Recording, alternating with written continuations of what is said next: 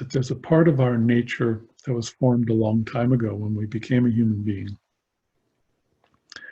We could refer to it as our human soul. In other words, kind of being that we were before becoming human. We had a type of soul or spiritual nature then, but we didn't have a human soul. This was like a new dimension added to our being. But our human soul is something that develops through human incarnations, particularly.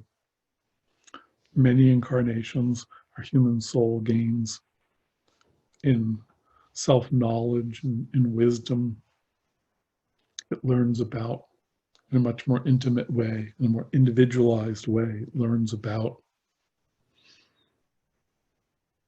karma. It's one of the reasons that the body of this human soul is called the causal body sometimes. In the same way, too, that the intuitive body is called the Anandamaya Kosa.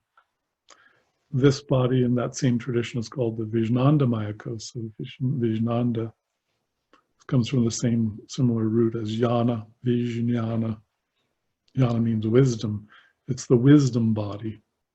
And in this case, relative wisdom. That means instead of the wisdom of seeing that everything is God or Buddha nature, you could call that absolute wisdom.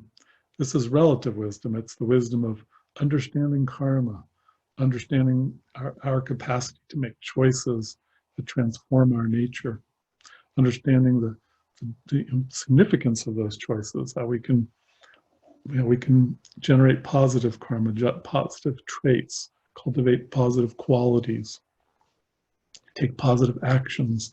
All of that way of thinking, the karmic relative wisdom, discrimination between wholesome and unwholesome, positive and negative, thoughts, motivations, behaviors, all of that has the nucleus of that in our nature is our human soul. And that's the part that remembers each life. It projects itself into incarnation while most of it remains. It shines a light into each incarnation. But when it shines that light into each incarnation, that light of awareness and presence that our human soul has and is developing from life to life mixes with the personality, mixes with our ordinary desires and emotions and physical identity and so on. And we create a secondary self, sometimes called the incarnate self, the personality, the human ego, if you will. And that part, for the majority of our human incarnations, is also growing and gaining in wisdom. And its experiences is what sort of fuels the human soul, the inner self, in its development of wisdom. It's kind of digesting all that experience in our soul and turning it into wisdom. But for the vast majority of that journey, these two selves can be thought of as distinct, especially because the incarnate self doesn't really remember that its innermost source and nature is the human soul, the inner self.